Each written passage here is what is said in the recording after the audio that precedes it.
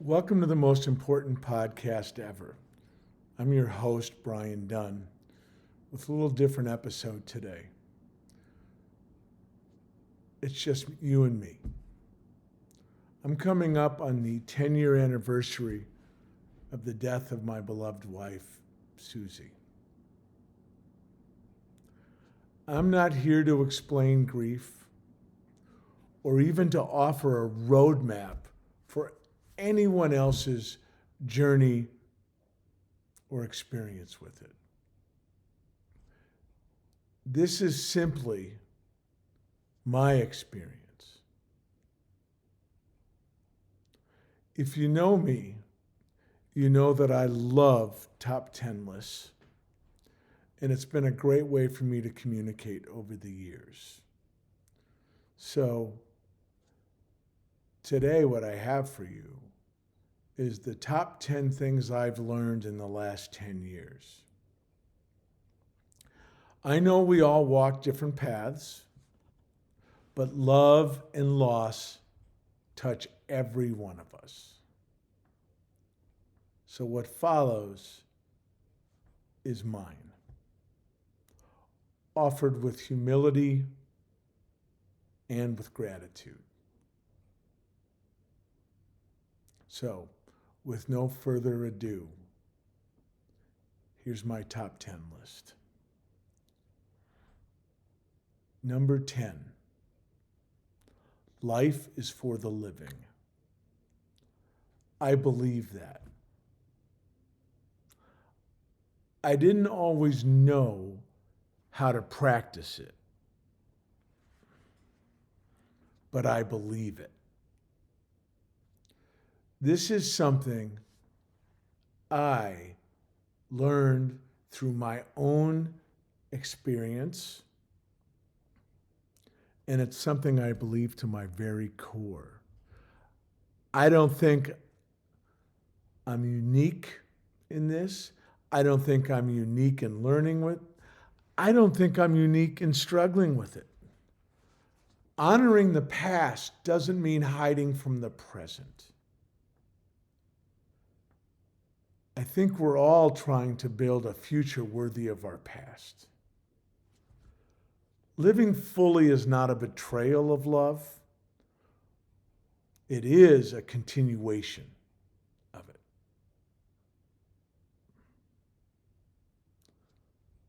Number 9. We are survivors of a difficult experience.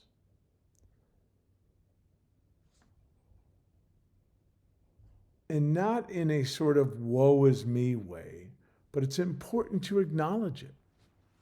And I'm speaking from my own life experience here. But I know this applies far beyond me. Survival doesn't mean untouched. It doesn't mean unchanged. And it simply means still standing. And that's important. Still standing. Some days, that is strong. And some days, it doesn't seem strong. But it is strong. Still standing matters.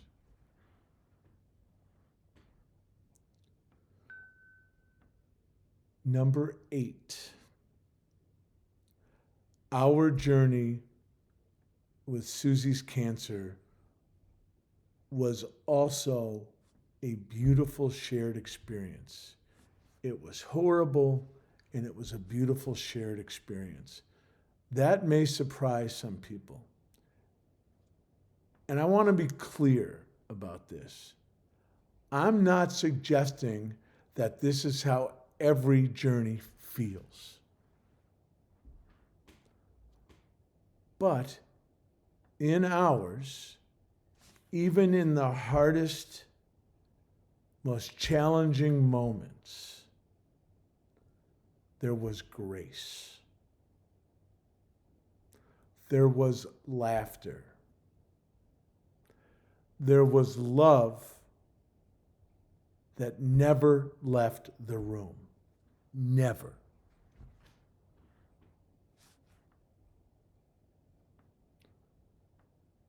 Not once. Number 7, we saw the best and worst of humanity. And I assure you that's not unique to loss. It's part of being a human being.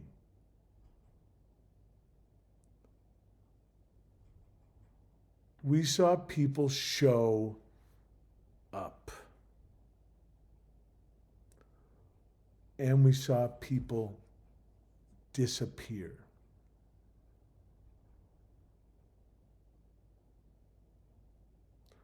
Both were instructive, but only one deserves our attention.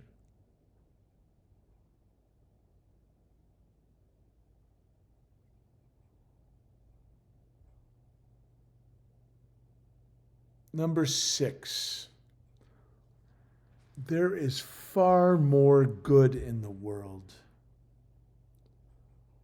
than we're led to believe. Far more good in the world. It's not a platitude. It's something that my experience has taught me many times the hard way. And you have to look for it. But once you see it, you can't unsee it. But it's your job not to forget that in the onslaught of negativity. Look for it. Number 5, faith, family, and the family we choose. My faith matters to me a great deal. My family, our blood, means a lot to me. I've also learned and experienced something else. And that is this: the family we choose is as or more important. The people who show up, the people that care, who sit in the hard times, in the toughest moments, who don't leave when it gets messy, when things get hard, when things get uncomfortable. And they do on these grief journeys. These people matter just as much or more than our blood, our ride or die people. And at the center of it all, for me, are my 3 sons. I am deeply grateful that our family is growing again. For the partners my sons have chosen, and for the love, joy, and possibilities they bring with them.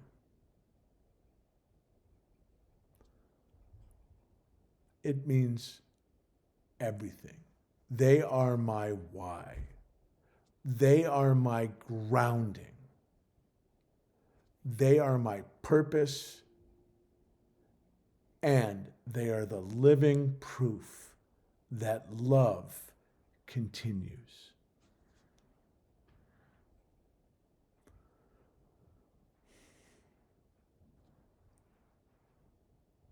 And it does continue. Number 4, I see Susie in my sons. I do. Plain as day, I can see her in them. That's deeply personal. But I think many of us recognize the people we've loved in the lives that continue around us, in their kindness, in their strength, in the way they show up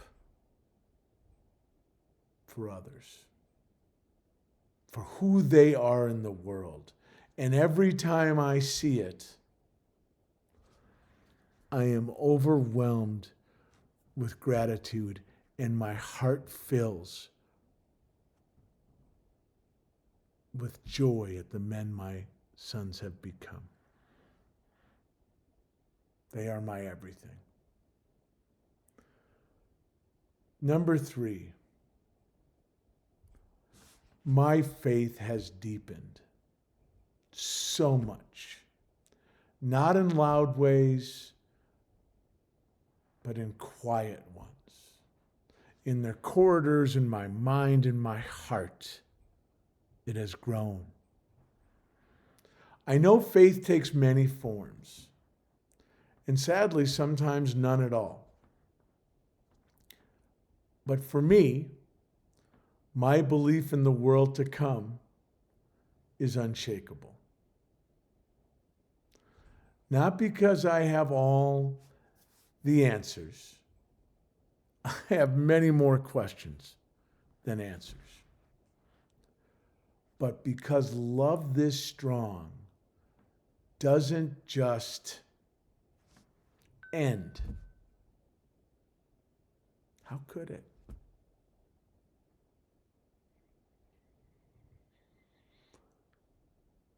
Number 2,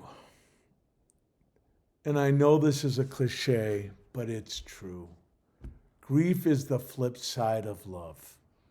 We feel that deep, deep sadness, that grief, because of how much joy that love brought us. And that's not just my experience. It's not unique to me. It's a human one. Every story we've heard on this podcast where people have lost loved ones, that is a reoccurring theme. You don't move past grief. You move forward and you bring it with you.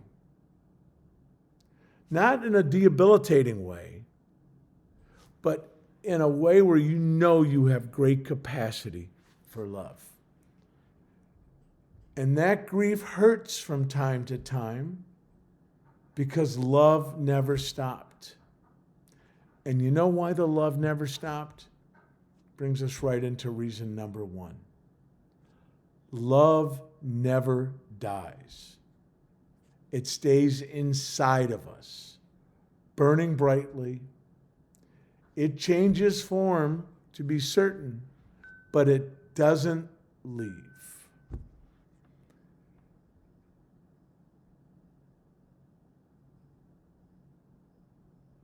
So, Susie, she's still there inside my heart, inside her son's heart, inside her brother's hearts, inside her mother's heart, inside all the people she touched. I thank you so much for sharing this moment with me. I have found it to be somewhat cathartic. I am very grateful to you our listeners, our audience. And if there's anything you'd like to share about grief, please drop it in the comments. I'd love to hear from you. Thank you so much for tuning in, and we'll see you next week with a more conventional episode. Take care.